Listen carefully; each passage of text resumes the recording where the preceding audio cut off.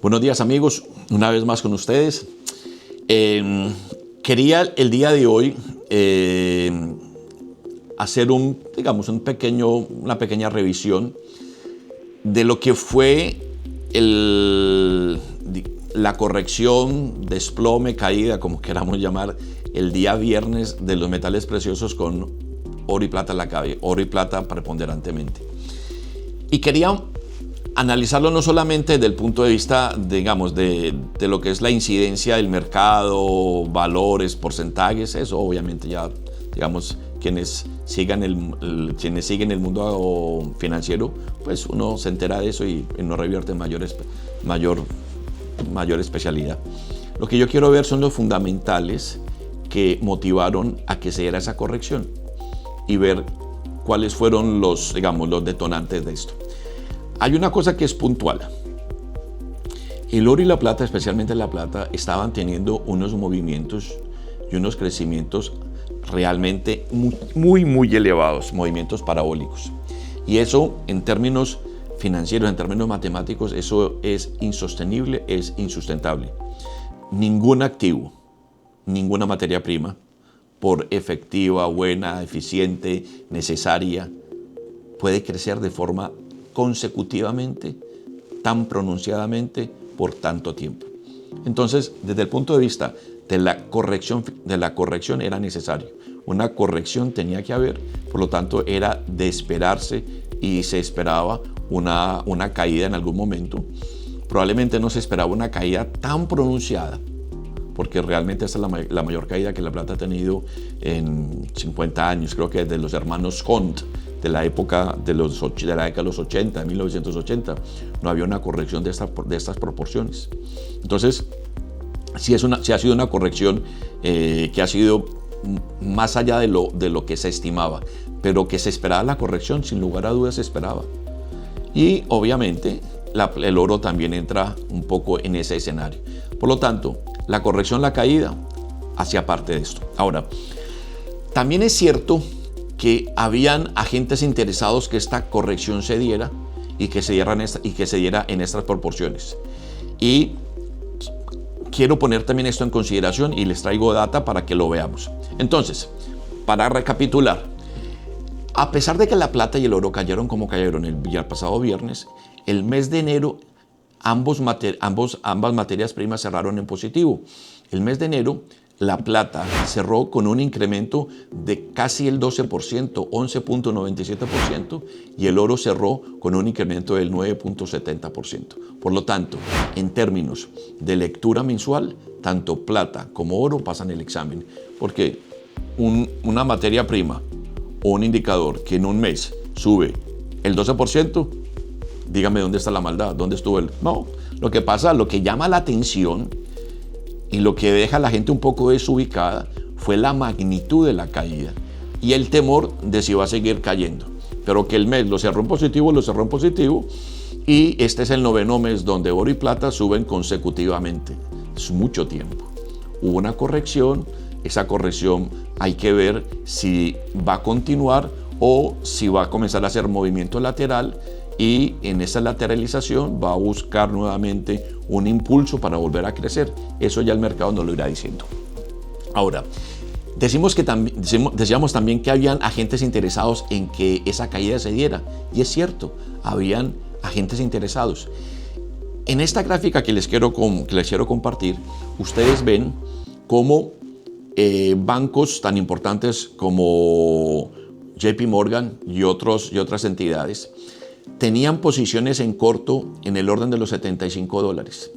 Cuando ellos tenían la plata en 115, 116 dólares, ellos esa posición no la podían cerrar. Ellos necesitaban que la plata se desplomara para ellos poder cerrar posiciones. Y ustedes ven cómo cuando se da esa vela roja, la gráfica lo deja ver, llega esa vela roja y toca el orden de los 755 dólares.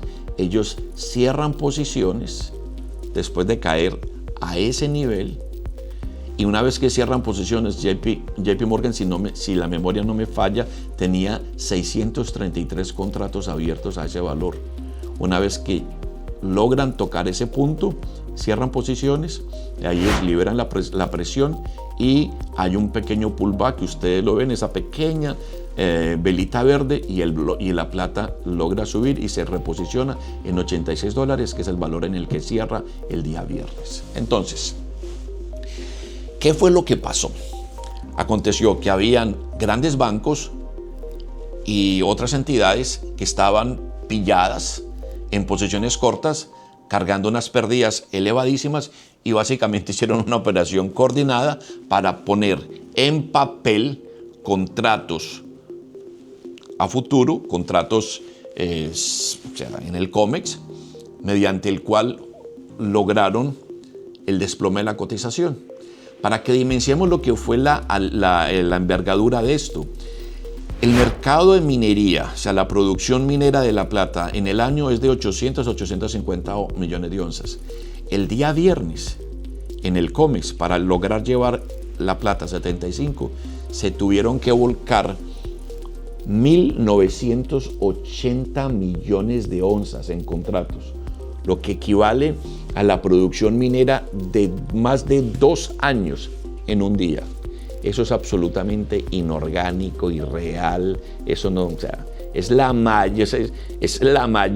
mayor escala de contratos en materia prima alguna en un solo día. No hay proporción. Para que dimensionemos, mientras el viernes se daba el desplome de la plata aquí en Occidente, en Shanghái la plata cerró en $122. Entonces aquí cerramos en 86 y en Shanghái cerró en 122. Es una diferencia de $36 por onza.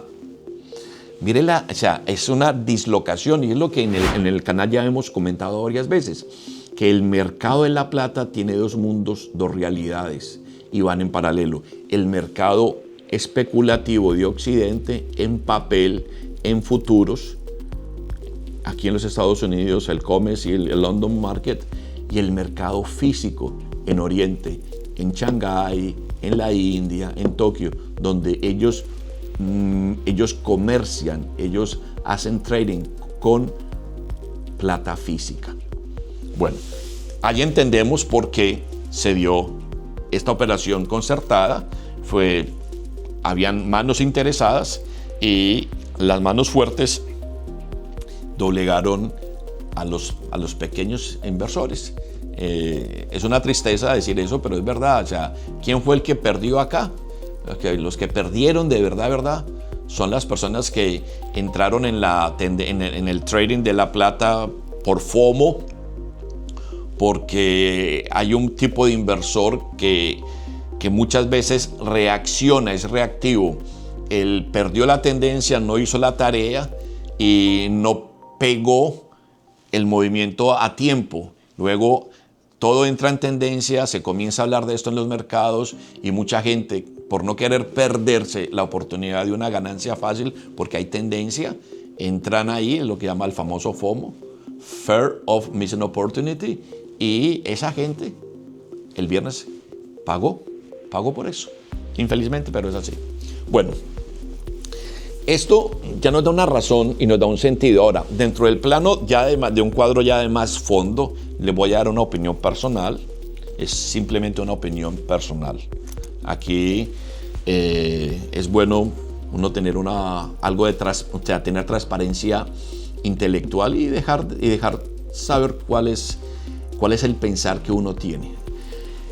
En lo personal, yo creo que estamos presenciando una lucha que ya traspasó el mundo de la geopolítica y llegó al mundo de la economía. Y son 2 bandos que están debidamente ya establecidos, diferenciados y en pugna. Y en una pugna continua, constante, y una pugna que no va a terminar hasta que uno de los 2 prevalezca. Y para diferenciar esos 2 bandos, yo voy a darle nombres que en el mercado se utilizan: los halcones y las palomas. Hay una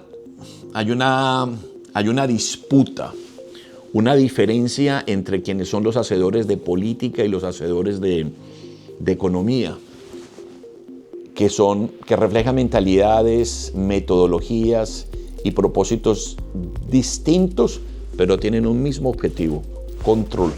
controlar a la opinión pública, controlar a la masa, controlar la economía y establecer un determinado estado de cosas que pues no es el caso acá. Yo no voy a entrar a detallar eso porque no es el propósito ni es el tema del canal, pero cómo eso se refleja en la economía. Entonces, Occidente con Estados Unidos a la cabeza y Oriente con China, Rusia y los BRICS a la cabeza están en dos bandos. Y en el bando americano, en el bando occidental, parece ser que ellos se han decantado por hacer un reseteo de la economía. La economía está en un estado de cosas que es muy complicado. Nunca habíamos estado tan endeudados, nunca habíamos estado en un estado de apremio, tanto por lo político como por lo económico. Y la masa de deuda que hay a nivel de los gobiernos, a nivel de las compañías, a nivel de los individuos, es literalmente impagable. Entonces ellos tienen que resetear todo, tienen que volver a iniciar esto. Ahora, el punto es cómo lo reinician. Ellos cómo licúan esa deuda. Ellos cómo hacen para poder reiniciar el sistema sin que las estructuras que hoy en día existen vuelen por los aires. Entonces, en el mundo occidental, con Estados Unidos a la cabeza, ellos han optado, parece ser que se han decantado por generar un reseteo donde ellos van a hacer uso de la criptografía y van a hacer la tokenización de los activos. Eso tiene como elemento, como telón de fondo, no solamente un reseteo de lo económico, eso también es un reseteo sociológico, porque eso es una operación sociológica de altísima escala. Ellos con eso van a poder obtener un control de las personas, saber usted dónde gasta, cómo gasta, en qué momento. Y a todos nosotros, que es lo que cuando uno lee los teóricos de esto, y para eso las tecnologías de la inteligencia artificial juegan un papel, ellos van a poder traquear a toda persona en todo momento y a propósito de cualquier cosa. Es una cosa que es incluso hasta preocupante, porque hasta ya el elemento implícito de lo que es la libertad intrínseca del ser humano ya queda en cuestionamiento. Y esto, comenzamos hablando de economía y mira dónde estamos llegando. Ahora, el otro bando no es que sea mejor, yo creo que es igual de perverso. Lo que pasa es que tiene una aplicación metodológica para hacer las cosas de una forma distinta. Ellos quieren hacer un reseteo, pero en el reseteo que ellos ven hacer, ellos necesitan desapalancarse de Occidente mediante el cambio de la moneda, mediante el cambio, tienen que desapalancarse del sistema SWIFT, tienen que desapalancarse del sistema euro-dólar, tienen que hacer una serie de cosas y para lograrlo, ellos se han decantado por el uso de las materias primas, con el oro y la plata a la cabeza y en general otras materias primas. Pero el control que ellos buscan, que buscan en Occidente, también lo quieren ellos. Prueba de eso es que el control social que hoy en día existe en el gobierno, en China, es férreo. Entonces, tanto los unos como los otros tienen cosas muy negativas. Esto es como poner a una persona a escoger entre la horca y la guillotina. O sea, ahí no hay escenario bueno. Termina, sabe cómo termina. Entonces, esto se constituye como que una partida de ajedrez. Y aquí estoy enfrente de una mesa de ajedrez, juego que me gusta de cuando en cuando practicar. Y ellos mueven, y esto se convirtió en un juego, entre comillas juego, que de juego no tiene nada, donde hay unos movimientos que se hacen de bando y bando, donde se van llevando las cosas de una forma en que se generan presiones de geopolítica, presiones de economía, donde se va llevando a la sociedad a un punto en que esto pueda eventualmente generar fisuras reales e insolubles a la economía o a la política y lleguemos a una verdadera crisis que genere un colapso real, bien sea por una gran crisis financiera o bien sea por un conflicto de gran escala a nivel política. Lo de Venezuela es un juego de niños. Mire Irán y mire ahí para adelante, mire Rusia, Ucrania, o sea, el mundo nunca antes había estado tan tensionado. Y eso es una lucha de dos bandos que ya tomaron posición y dos bandos que no van a cesar en esto hasta que uno de los dos prevalezca. Y en medio de eso estamos nosotros, los ciudadanos. La inmensa mayoría de los ciudadanos completamente desinformados de lo que hay detrás de este telón de fondo.